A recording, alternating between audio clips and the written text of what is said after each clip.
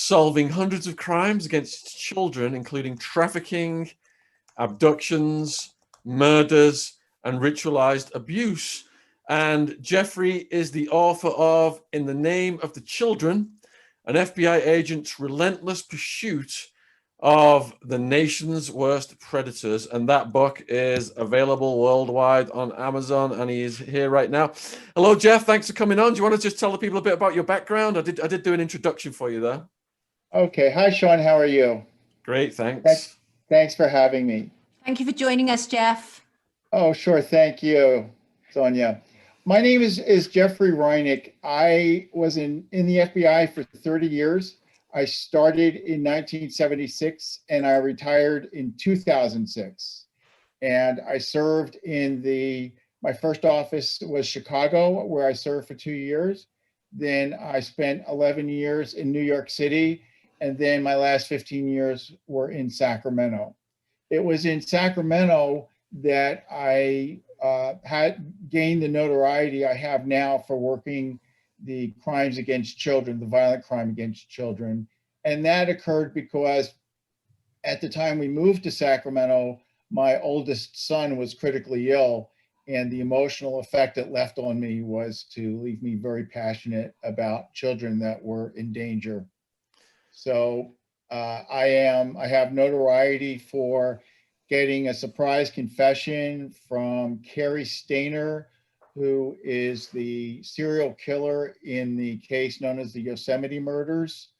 I don't know if your audience would be interested, but tomorrow here in the United States, HLN is running a 2-hour special on it starting at 6 p.m. Eastern time. Do you want to explain how you cultivated this technique, and you used the seeking value technique, and you really excelled in your work? Well, thanks, Shaun. I went to agents class, and normally what's called the read technique is what's taught to law enforcement. And I won't go into the details of that now, but as I was working in the FBI, I wanted to emulate the older agents who I idolized. As I started working the crimes against children, one of the first experiences, which left a huge impression on me, was when we worked a case of a 7-month-old baby named Frankie Proctor. That is one of the chapters in the book. And as we worked that case, I basically was working at the side of Sacramento Police Department Detective Greg Stewart. And I learned so much from him. And what I also observed from him is when he did his interviews, he was not pressuring people. He was very calm, very gentle. One of the things he did that I picked up from learning from him was to always ask an offender to do a letter of apology for the crime they committed. And so from that point on, what I realized was that going after people in the sense of interrogating them with a harsh interrogation, it wasn't right for me, and I don't think it was working for the people we were interviewing. So slowly over time, what developed with me was an idea of seeking value, finding value from the offender. In other words, I believe, and it's been my experience, that most of these people have themselves been victims. And if we start by talking about what happened to them, it's a window into understanding why they're committing the crimes they're doing. I find that when this happens, especially with the boys, they'll develop a sexual fantasy, and that's the fantasy they'll have throughout their life. And so I portrayed the interview to offenders as not only a way to understand themselves, but also a way to help the victim families and to try and help them find closure in the sense of not wondering where their loved one is, so where we could recover a victim, things like that. We saw the failure of the read technique with Brendan Dassey. We just discussed Brendan Dassey with the previous guests, but you mentioned the Casey Stayner case. So can you please tell us who Stayner was and the nature of his crimes? Sure, absolutely. It's Carrie Stayner, Shaun. Oh, And Carrie. Okay, sorry. Carey. Sorry, got a misspelling there. In February of 1999, February 15th, there were 3 women reported missing in Mariposa County. The older woman was Carol Sund, her daughter Julie Sund, and their friend from Argentina named Silvina Peloso. The case was being worked simply as a missing persons case for that week, but that Friday, on the 19th of February 1999, Carol Sund's wallet insert that contained her identifying information was located at a busy intersection in Modesto, California. And that was about 60 miles from where they'd been staying. And when that happened, there was a genuine concern that something bad had happened to the girls. So when I say the girls, I'm talking about Carol, Julie, and Silvina. And at that point, the FBI was asked to help. And in the FBI, in Sacramento, for instance, the Sacramento FBI office is a headquarters office. We have little resident agency offices. And for this time, our resident agency was Modesto. Also, we had one in Fresno, which would be the logical agencies to be conducting this investigation. But they were caught up in a case. So my special agent in charge asked me to be the case agent for this. And on Monday, February 22nd, I traveled down to Modesto. I partnered up with a Modesto agent named Terry Scott, and we went and started conducting interviews of the family of Carol to try and determine if anything bad had happened. And I've got to tell you, Shaun, that at this time here in California, and especially in El Portal, where they went missing from, it's the winter time. The weather is cold, it's foggy, visibility low, roads are very slick and dangerous. There was a strong belief or suspicion that Carol and the girls might have been involved in a car accident, and that the wallet insert had been recovered by a passerby. So this was the way it started. You have any questions, Sonia? I do actually. Sure. Obviously, Jeffrey, part of what you do is you've learned admirably to spot a psychopath and their traits and their behavior. How do you do that? Well, Sonia, when you say spot in the sense of looking at a person and telling what they are, I don't think that would apply to me. I don't have that ability. I'd love to, but I don't. As I began working these cases, I would attend training. One of the FBI people that was doing training was a guy named Roy Hazelwood, and I developed a personal friendship with him. And he recommended a book named Without Conscience by Dr. Robert Hare. I've read that. I read that book because I wanted to be a better investigator. But also in the book, there's a chapter that's named Michael. In 1996, we were dispatched to a missing 8-year-old boy in Yuba City. And the way it turned out that the crime scene, where the boy's body was found, was attended by 6 of us at the direction of the FBI evidence response team leader, whose name was Todd Drost. From being at Michael's crime scene, from witnessing what happened to him and how we found him, emotionally, it had a tremendous impact on me. And I went back to Dr. Hare's book again. This time, I wanted to try and understand how someone could do what was done to this boy. I also met with the chaplain, Chaplain Mark O'Sullivan, to try and understand why what I had seen was having such an effect on me. And he explained to me that children are the most innocent and the most valuable in society. And so when you go back to asking the question about spotting a psychopath, I think what I look for from while you're interviewing or interacting with someone is if they have emotion. According to Dr. Hare, a psychopath is incapable of emotion. Just like some people are born without a physical limb, he believes, and I believe his what he says, that some people are born without the capacity to feel emotion. And these people, as they live life strictly for themselves, for their own best interests. They can't cry, they can't be sad. The only thing that really affects them are when their own interests are threatened or interfered with. And so in the case of Michael Lyons, for instance, when the interviewer asked the offender, whose name was Robert Rhodes, if he had killed the little boy, Robert Rhodes' response was, "Where is my truck?" That's an example. Robert Rhodes is an example of a person who doesn't feel. He never reacted to the heinous nature of what he had done.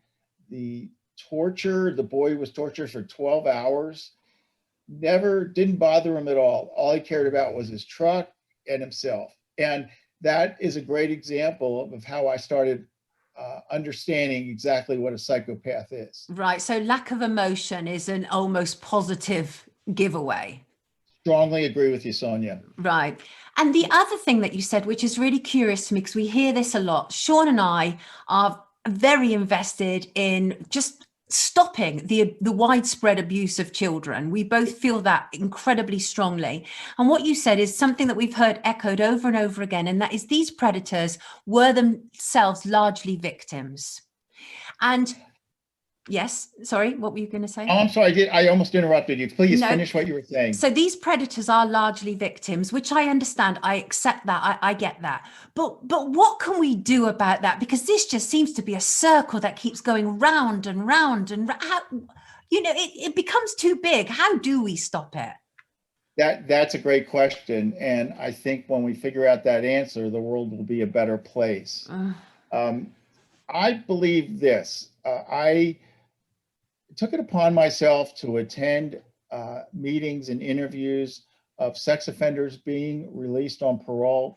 In California, the California prison system had an arrangement with if sex offenders are being released on parole, one of the conditions of the release was that they would agree to be interviewed by law enforcement. So here, a friend of mine, her name was Susan Kane, who was the supervisor, every third Thursday of the month, we would have different offenders come in, and then we could ask them anything we wanted without them being in fear of being arrested again or prosecuted. Oh. And what I believe I have learned from this, from the training I got from the FBI, and mostly from the experience I've had working these cases, is that when a child, little girl, little boy, is a victim sexually, that it causes a change or some disruption of their sexual maturity or their emotional maturity. And what happens, I believe, in boys and men is that they develop a sexual fantasy. In my interview with Kerry Stayner, he agreed about the fantasy, and we talked about that. And that fantasy that they develop is in the smallest of detail. For instance, if we think about winning a lottery, winning the lottery, we think about, oh, I'll pay off my bills, I'll buy a house, I'll buy the car I want, things like that. In my opinion, a sex offender, an offender who's having a sexual fantasy, he is thinking the detail down to the design of the carpet, the color of the walls, the appearance of everything in the environment, including the victim. They create very specific needs from the victim. In Kerry Stayner's sexual fantasy, his fantasy was to have two girls, and he would realize the girls would have a guardian. And so his fantasy was to kill the guardian, to have the girls behave sexually with each other and with him, and then he would kill the girls. So in his case, murder, the killings were part of the sexual fantasy. If you guys have ever looked at the case in the Ukraine, the Beast of the Ukraine, Chikatilo, who killed 75 people, 57 of them were children.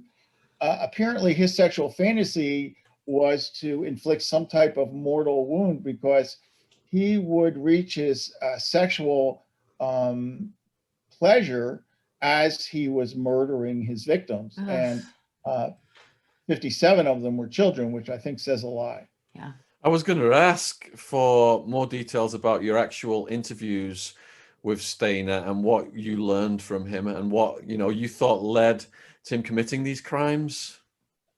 Yes. Okay. Well, I think you understand how it happened. I'm not sure how much time we have or whether We've got a few minutes. Go for it, Jeffrey. Go for it.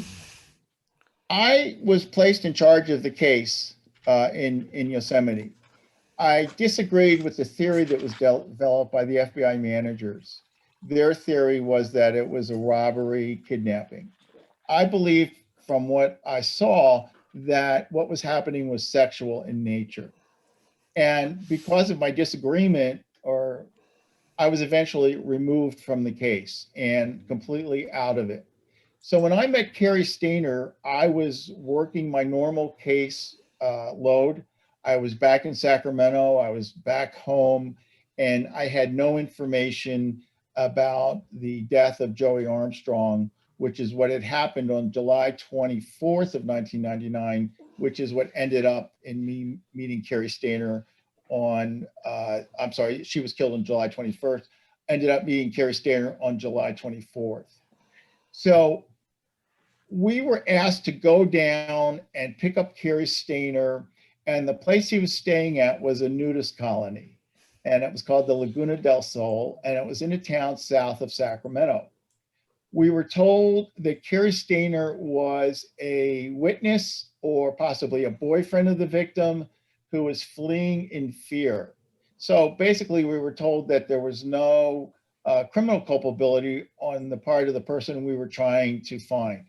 We were asked to locate him and then bring him back to Sacramento to be interviewed. The FBI management that was working the case of Joey Armstrong kept all of their information very close to the vest. So those of us, myself, John Bowles, Ken Hitmeyer, that were heading out to the Laguna del Sol, we had absolutely no information about the case or about Cary Stayner, except for the fact that Cary had a younger brother named Stephen Stayner. Stephen Stayner had been abducted in 1973 and was gone for 7 years. And it was a big deal. It was a big deal. But after 7 years, people were not expecting to hear from him again. His name had left the consciousness of the news, so to speak. And then in 1970, another 7-year-old boy was abducted. And 2 weeks after that, Stephen Stayner, with the little boy in tow, went to a sheriff's substation in Ukiah, California, and suddenly we had Stephen back after 7 years, and the new victim was recovered. There's an American movie about this called I Think My First Name is Stephen, because Stephen apparently didn't remember his full name. This was Cary's younger brother. So I knew about Cary's younger brother, and because I worked these types of cases, when I was sent down to pick him up, I wanted to ask him about this. It was important to me to understand, what can law enforcement do better with victim families? How did we let his family down? What could we have done better? And so when we encountered Cary at the Laguna del Sol, I asked him if I could ask him about his brother. And he said I could. And the way we were set up, I was driving a 2-door car. So Cary was in the seat next to me, sitting right up with me. I had him handcuffed and strapped in because I didn't know who he was. And when we're transporting someone we don't know, even though they're not under arrest, we still take measures for security. And then I was backed up by my friend John Bowles, who was also my partner, who was following behind. And then when we got him to the office, to our office, during that drive, which I should say, the drive should have been a 45-minute drive. It was actually 90 minutes. And during that drive, I asked Kerry about his brother. We were talking about things. We got to know each other. And we started, it was a friendly conversation. We were simply two guys that were, had our days taken away from us, that were stuck together for the day, trying to get through the day as pleasantly as possible. So during the ride, I talked to Kerry about his brother. I told him about the kind of work that I had done, some of the cases I'd been involved with, and that it was very important to me and that he could really help me by causing me to understand what law enforcement could do for victim families so that we did better, so that we took better care of these families. And Kerry, he became emotional at that point because Stephen, he was taken for 7 years. He was gone for 7 years. And when he came back, it wasn't life happily ever after like the world wanted to believe, because he had spent 7 years with these guys that had continuously sexually assaulted him, had given him drugs, had changed his habits. Kerry's family and Stephen's family were very religious. And so when he came back from his abduction, he was living in a way that was upsetting to his family. He was drinking, he was doing drugs, things. He was living a careless life, a reckless life. So the first thing that Kerry mentioned that really was troublesome for the family is that the men who abducted Stephen for 7 years were they themselves sentenced to 7 years. And he didn't think that was right. And I agreed with him, and I agree with him now. That was not right. The system failed this family. And after that, when Stephen was living a reckless life, when he was 22, because of riding a motorcycle in a reckless fashion, he contributed to an accident where he was killed by a motorist. The motorist, after the accident, fled to Mexico and had to be extradited back to the United States. But when they brought him back, he was only charged with a misdemeanor, which here is a very light crime, and released right away. So he really was not held accountable for leaving the scene, leaving Stephen Stayner laying there dead, and driving away. And Kerry was emotional about this, and I agreed with him. And I offered to try and get counseling for his family. What can we do to help? Things like that. But we also talked about other things such as camping. He loved Yosemite. He loved camping. He loved being in the wilderness. It's interesting to note my wife, Lori, was a fish and wildlife biologist for the Fish and Wildlife Service here in the United States. And I told him my idea of camping was a bed, an air conditioner, and a TV. Sleeping on the ground under the stars, freezing, was not what I wanted to do. And so we joked about that. And then in the 70s, there was a sleeper movie out called Billy Jack. And Kerry Stayner looked exactly like the protagonist in that movie, Billy Jack, whose the actor's name was Tom Laughlin. And I kept asking Kerry on the way up, did you ever see Billy Jack? Because you look just like him. And he kept saying, denying. When we arrived at the FBI office, and as we were entering our parking area, he recited to me verbatim the main line from that movie and started giggling. So apparently he had judged me in a way of acceptance. And when we got to the FBI office in Sacramento, we settled him down in an interview room to try and find out what we were expected to do for him. And of course, we had no information. My boss was there, and we asked for a briefing. And again, he told us he was running in fear, possibly an ex-boyfriend or a witness. And then my boss left to attend a press conference in Yosemite and left us with him. We had no idea what to do. We decided that we would bring in a polygraph, because they would have to interview him about the case. And since we had no information about the case, we had no idea what the goal was, we we contacted our polygraph operator and asked him to come in. At the same time, I ordered a pizza for us at 8 o'clock in the morning because we had taken him from his breakfast. And ironically, we were stalling Kerry. We did, for instance, a biological interview just to establish his family and his age, his birthday, things like that. Nothing about the case because we had no information about the case. And the polygrapher, whose name was Harry Sweeney, showed up the same time as the pizza. So my partner, John, came in and said, hey, the pizza's here, the polygrapher's here, what do you want to do first?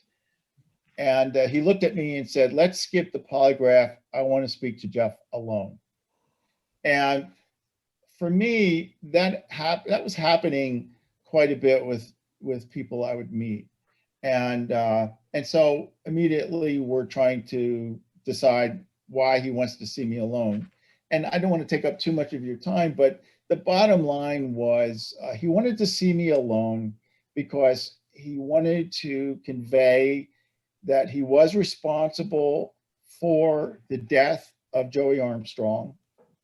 And then he indicated he had responsibility for the death of the first 3 women in February. My boss was in the news saying that those people were in custody.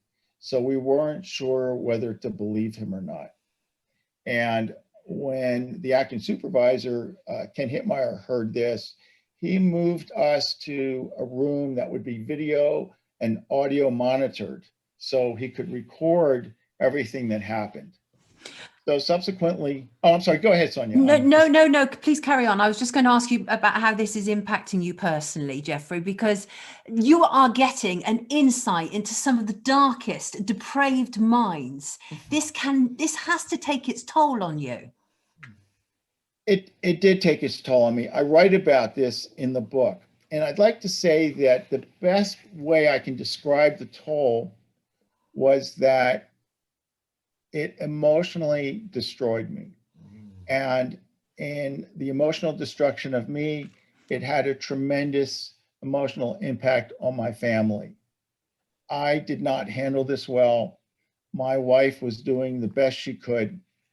I'd like to say that after I retired, I had experienced so many cases of murdered children murdered any way you can imagine, the worst scenes you can think of, that after I retired, my wife, Lori, asked me to leave some type of description for my sons, for her, of my life, because there were things I had not told my family. Right.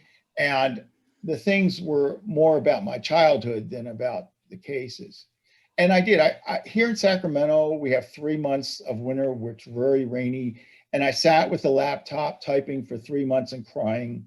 And when I got done and I showed it to my wife, Lori, she thought it might really make a difference with first responders, investigators, and victims, and thought it would be a good to be a book. So that is how the book happened.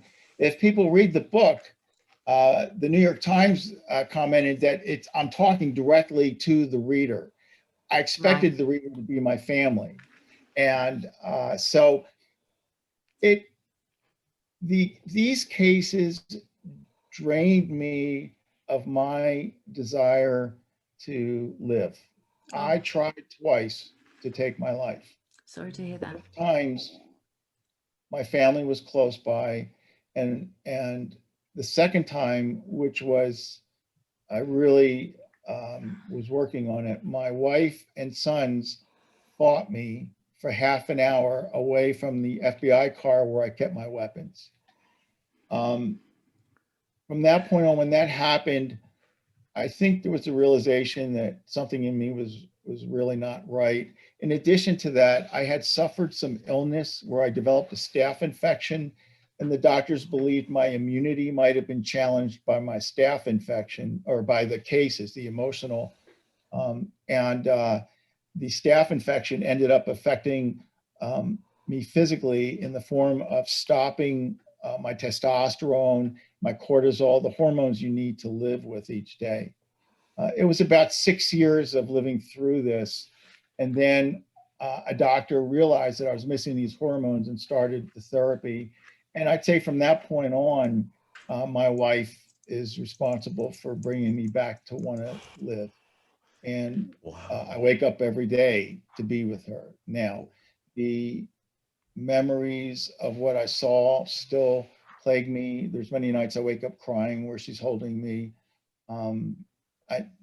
So emotionally, Yeah. her mission, which is my mission, is to try and help others. And I've gotten a lot of contact from other victims and investigators and first responders, and it makes us feel good to help them. In this era where the police are getting a bad rap, you are an absolute model example of a police person whose heart was in the right place, an FBI agent who did the correct thing, just, you know, battling these people. And I think there's a Nietzschean quote whereby if you stare in the abyss for too long, you might just fall into it. You know, you basically laid back at you, your psychology down on the line. So I'm going to urge people to support you and go on Amazon worldwide. In the Name of the Children is the book. An FBI agent's relentless pursuit of the nation's worst predators. We really do need to support what Jeff is doing and has done. Yeah, absolutely. Thank you so much for joining us this evening, being so open. I know this is difficult sometimes, especially when we're talking about ourselves and how it impacts us, but it does make a difference. It's my way to honor what my family was put through. Absolutely. Thank you so much, Jeffrey. Take Thank good you care for of having yourself. me. Love Alrighty, to your take family. care. Jeff, thank Take you. care. Thank you. Bye-bye. Bye. Wow. I know, fascinating Imagine story. having to sit down with those people. How do you